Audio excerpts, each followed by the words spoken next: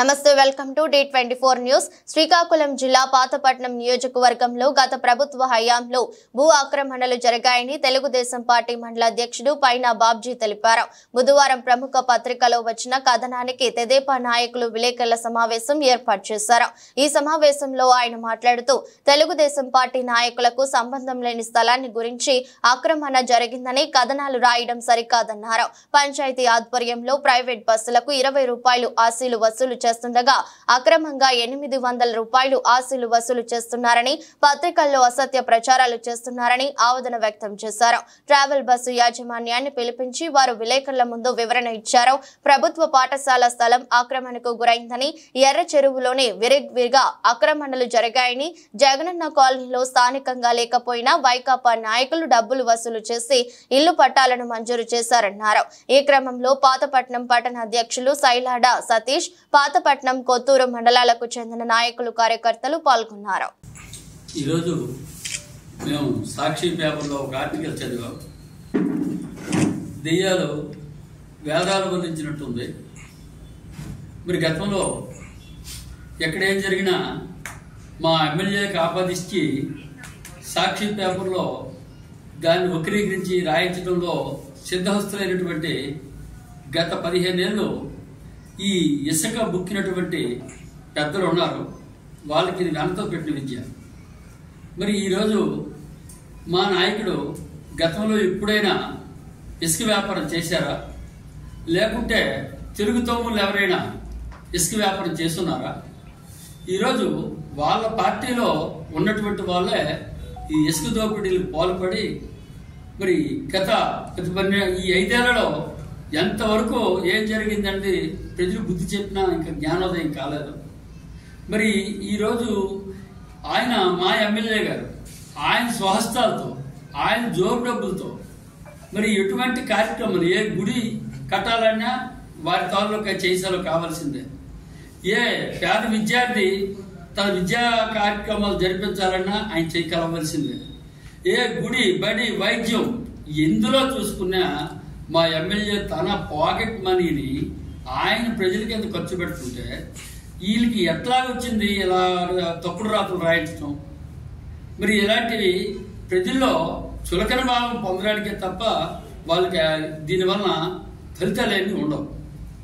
మరి ఈ వ్యాపారం చేసినటువంటి ఘనత మరి తోడేళ్ళకు తెలుసు. ఆ తోడేళ్ళు గతంలో చేస్తున్నాయి. మా మండలంలో, కొత్తూరు మండలంలో ఎట్లా విజృంభించేశారో, ఆ తోడేళ్ళు ఎట్లా మాంసాలు పీల్చుకుతున్నాయో మాకంతా తెలిసిందే. మరి కొత్తగా ఏమీ మాకు చెప్పక్కర్లేదు. కాకపోతే తప్పుదో ప్రజల్లో పట్టించి ఆయన ఇమేజ్ని మీరు దెబ్బతీసే శక్తి సామర్థ్యాలు మీకు లేవు.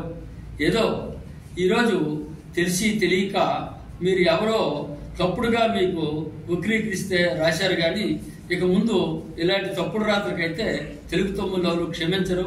దానికి తీవ్ర పరిణామాలకి ఎదుర్కోవలసి ఉంటుంది. పత్రికలు అంటే మాకు చాలా గౌరవం. పత్రికలు అనేవి వాస్తవాలు తెలుసుకుని చక్కగా వాస్తవాలు తెలుసుకుని రాస్తే మంచి తెలిసి మా యొక్క అభిప్రాయం. అలాగే ఈరోజు పంచాయతీ ఆశీల కోసం రాస్తున్నారు. పంచాయతీ ఆశీల పాట అనేది 2024 ఏప్రిల్ 1వ తేదీ జరిగింది. అది కూడా తెలుగు మన వైఎస్ఆర్ ప్రభుత్వ హయాంలో జరిగిన పాట. దానికి మాకు ఎటువంటి సంబంధం కూడా లేదు. అలాగే బస్సుకి రోజుకి 20 రూపాయలు ఆశీలు గెజిట్ రికార్డులో రోజుకి 20 రూపాయలు రాసి ఉంటే దానికి రోజుకి 600 రూపాయలు నుంచి అది కూడా తప్పుడు కథనాలు రాస్తున్నారు. ఇవన్నీ కూడా అవాస్తవాలు. దీన్ని మేము తీవ్రంగా ఖండిస్తున్నాం. అలాగే ప్రతి విషయంలో కూడా తెలుగు తమ్ముడు తనకు ప్రమేయం ఉంది, ఎమ్మెల్యే గారు హస్తమందని అంటారు. మా ఎమ్మెల్యే గారికి ఎక్కడ కూడా రూపాయి తీసుకోవాల్సిన అవసరం లేదు. ఆయన స్వయంగా ఆయన ఒక 60 లక్షల రూపాయలు ఖర్చు పెట్టి ఈరోజు డిఎస్సి కోచింగ్ సెంటర్ పెట్టి అనేక మంది విద్యార్థుల్ని డిఎస్సి కోచింగ్ దీనికి తీర్చిదిద్దుతున్నారు. అటువంటి వ్యక్తికి ఎక్కడ కూడా రూపాయి వంచన చేయవలసిన అవసరం అయితే లేదు. కాబట్టి పత్రికా వారు ముఖ్యంగా మీరంతా మాకు చాలా గౌరవం కాబట్టి వాస్తవాలు తెలుసుకొని రాయాలి. ఇదంతా ప్రజలు గమనిస్తున్నారు. తప్పకుండా ఎవరైతే ఆరోపణలు చేస్తున్నారో వాళ్ళు ఖచ్చితంగా ఆల్రెడీ బుద్ధి చెప్పారు. ఇంకా కూడా భవిష్యత్తు కూడా వాళ్ళు ఉండదని చెప్పి మేము ముఖ్యంగా తెలియజేస్తున్నాం. ఈరోజు సాక్షి పత్రికలో కొన్ని కథనాలు చదివాం మేము. అవన్నీ కూడా అవాస్తవాలు. మొన్న అలా ఆనంద రోడ్ సమీపంలో గల ఫారెస్ట్ ల్యాండ్ తెలుగు తమ్ముళ్ళు కబ్జా చేసి అక్కడ సైట్లు వేస్తున్నట్టుగా మొన్న మాజీ ఎమ్మెల్యే రెడ్డి శాంతికరెడ్డి స్టేట్మెంట్ ఇచ్చారు. ఇది అవాస్తవం. ఒరిజినల్ గా ఆ ల్యాండ్ 2022లోనే మన వైసీపీ గవర్నమెంట్ టైంలో వాళ్ళ గవర్నమెంట్ హయాంలోనే వాళ్ళ నాయకులే కబ్జాలు చేసి ఇస్తే ఒకనొక టైంలో మేమే దాన్ని అడ్డుకునే పరిస్థితి కూడా ఉంది. అలాగే వాళ్ళ టైంలో చాలా అక్రమాలు జరిగాయి, అవన్నీ కూడా మీకు తెలుసు. జగనన్న కాలనీలో కనీసం పాతపట్నంకి సంబంధం లేని వాళ్ళకి, ఒరిస్సా వాసులకి చాలా మందికి లక్షల రూపాయలు ముడుపులు అందుకుని వాళ్ళకి పట్టాలు ఇప్పించిన భాగవతం అంతా కూడా మీకు తెలుసును. అలాగే మన స్కూల్ గ్రౌండ్ మీకు తెలుసును. బలవారు స్కూల్ కి డొనేట్ చేసిన పిల్లలు ఆడుకోవడానికి ఇచ్చిన ఆట స్థలాన్ని కూడా కబ్జా చేసి వాళ్ళ వైసీపీ నాయకులు కోట్ల రూపాయలు సొమ్ము చేసుకుంటే కనీసం ప్రశ్నించలేని రెడ్డి శాంతి ఈ రోజు లేదో ఫారెస్ట్ ల్యాండ్, రెవెన్యూ ల్యాండ్ అని చెప్పి సర్వే నెంబర్ కూడా తెలియని పరిస్థితుల్లో ఆవిడ మాట్లాడిన మాటలు చూస్తుంటే చాలా విడ్డూరంగా అనిపిస్తుంది. అలాగే ఇంకో విషయం ఏంటంటే ఇప్పుడు ప్రస్తుతం జరుగుతున్న ట్రాన్స్ఫర్ విషయంలో అది కూడా చదివాము. ఏవో అవకతవకలు జరిగాయి, లంచాలు తీసుకుంటారు, అటువంటి ఏవో కూడా ఇప్పుడు ప్రస్తుతం అయితే జరగట్లేదు. ఎవరికైనా ట్రాన్స్ఫర్ చేయాల్సి వస్తే రెండు వైపులో కూడా నాయకుల తాలూకా రెఫరెన్స్ తీసుకుని వాళ్ళ తాలూకా అన్ని రకాలుగా వాళ్ళ మంచి చెడులు కనుక్కున్న తర్వాతనే ట్రాన్స్ఫర్ చేయడం జరుగుతుంది. కానీ ఇందులో ఎటువంటి ఇవి కూడా జరగట్లేదు. అలాగే ఎర్రజేరు విషయానికి వస్తే ఎర్రజేరు సుమారు 5 ఎకరాల 2 సెంట్ల విస్తీర్ణంగా ఎర్రజేరుని ఈరోజు చాలా మంది కబ్జా చేసి దాన్ని పూర్తిగా ఆక్రమించేసి అమ్ముకోవడానికి ప్రయత్నిస్తుంటే మా ఎమ్మెల్యే గారు స్వయంగా వెళ్లి దాన్ని అడ్డుకొని ఆ చెరువుని ఒక పార్కులా తయారు చేయాలని ఆలోచనతో ఒక కమిటీని ఏర్పాటు చేసి దీన్ని ఈ రోజు దాన్ని అభివృద్ధి చేస్తుంటే దాని మీద కూడా తప్పుడు కథనాలు సృష్టిస్తున్నారు. నియోజకవర్గానికి సంబంధం లేని వ్యక్తి ఈ రోజు పాతపట్నంలో మన ఆర్టీసీ కాంప్లెక్స్ లో గల కొన్ని ఎకరాల భూమిని తను అడ్డగా మార్చుకొని ఇక్కడ వ్యాపార కార్యకలాపాలు కొనసాగించడానికి ప్రయత్నం చేస్తున్నారు. అలాగే మీ ద్వారా నాయకులు అనేక మంది ఇప్పుడు మన బొడ్డుమరి పంచాయతీకి సంబంధించిన 18 ఎకరాల కోనంగి గ్రామానికి చెందిన గిరిజన భూముల్ని వాళ్ళ పేరు పట్టాదారు పాస్ పుస్తకాలు చేయించుకొని మన స్థానిక కోఆపరేటివ్ బ్యాంకులో లోన్లు కూడా తీసుకొని అడ్డగోలుగా వ్యవహరించిన విషయాన్ని కూడా మీకు తెలిసిందే. కాబట్టి అమ్మ రెడ్డి శాంతమ్మ గారు అన్ని వాస్తవాలు మీరు తెలుసుకోండి.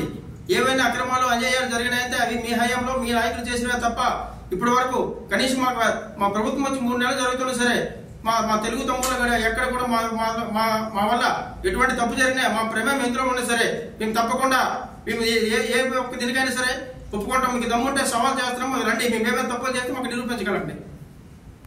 అందరికీ నమస్కారం. నేను పంచాయతీ ఆశీలు 2024 1వ తారీఖు 4వ నెలలో పాడాను. ఈ పాతపట్నం మేజర్ పంచాయతీలో ఆశీలు కలెక్ట్ చేయడానికి మేము ఒక 2 కుర్రోలు పెట్టేసి స్లిప్పులు పెట్టి పంపిస్తున్నాము. ప్రతి బస్సుకి రోజుకి 20 రూపాయల లెక్క ప్రతి ఒక్కళ్ళు అంటే బస్సు దగ్గర కలెక్ట్ చేసి ఏ రోజు ఆ రోజే కలెక్ట్ చేస్తున్నాము. కానీ ఈరోజు సాక్షి పేపర్లో 30 బళ్ళు వస్తూ ఒక బండికి రోజుకి 800 రూపాయలు కలెక్ట్ చేస్తున్నామని గ్రామంలోన ఉన్న ఎమ్మెల్యే గారి మీదతో పాటు ఫిర్యాదు చేయడము ఇది సమంజసం కాదు. ఇది వైసీపీ గవర్నమెంట్లోనే నేను 1/4/2024లో మల్లా ధనంజయని నేను పాట పాడాను. ఈ రోజు వరకు ఎవరి దగ్గర కానీ నేను ఎక్స్ట్రా డబ్బులు కానీ ఈ ఆశీల రూపంలోనే ఏమైనా రూపాయి కానీ నేను తీసుకున్నట్టుగా ఎవరైనా రుజువు చేస్తే దానికి మీరు ఏదంటే దానికి నేను ముందు చెల్లిస్తాను. నమస్కారం. సైలెంట్ కొన్నాడు, కొంచెం సైలెంట్ సైలెంట్ గుంటూ అవుద్ది.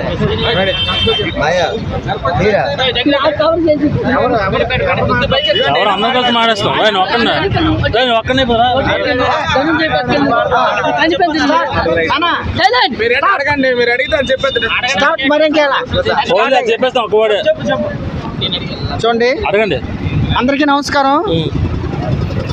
నేను గ్రామ పంచాయతీ సర్పంచ్ ప్రతినిధి, నా పేరు జోగారావు.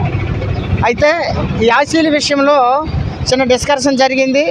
అదే విషయం మీదేమో మరి పాతపట్నం మరి సాక్షి పేపర్ మీద పాతపట్నంకి సంబంధించిన విషయం మీద ఈ మేజర్ గ్రామ పంచాయతీ పరిధిలో పరంగా మరేమో ఆశీల విషయంలో డిస్కషన్ అయ్యి సాక్షి పత్రికలో కొన్ని కథనాలు వచ్చాయి. అది వాస్తవం కాదని తెలియపరుస్తున్నాను.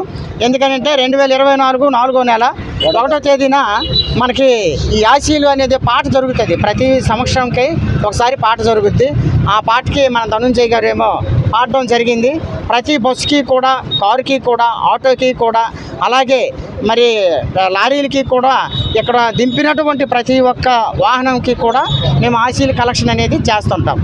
అది బస్సుకి అయితే 20 రూపాయలు, లారీకి అయితే 50 రూపాయలు, అలాగే ఆటోకి అయితే 10 రూపాయలు, ఈ రకంగా మేము ట్యాక్సీలు అయితే వసూలు చేస్తూ ఉంటాము. ఇది గవర్నమెంట్ ఇచ్చినటువంటి రూల్స్ ప్రకారంగా, గజెట్ నోట్ ప్రకారంగా సక్రమైనటువంటి పద్ధతిలో ఇది మేము పంచాయతీ పరంగా గజెట్ నోట్ ప్రకారంగా మేము నిర్వహిస్తూ ఉన్నాము. ఇది వాస్తవము. కానీ ఇందులో ఇదంటే బస్సు వారు కానీ లేకపోతే ట్యాక్సీ వారు కానీ 1000 కొలది మనము 100 కొలది వాళ్ళకి మనము డిమాండ్ చేసి అడిగే అవసరమైతే లేదు. ప్రతి రోజుకి 20 రూపాయల చొప్పునే బస్సులకు మేము తీసుకుంటున్నాం అనేసి మరి ప్రజలందరికీ తెలియపరుస్తూ నమస్కారం తెలియపరుస్తున్నాం.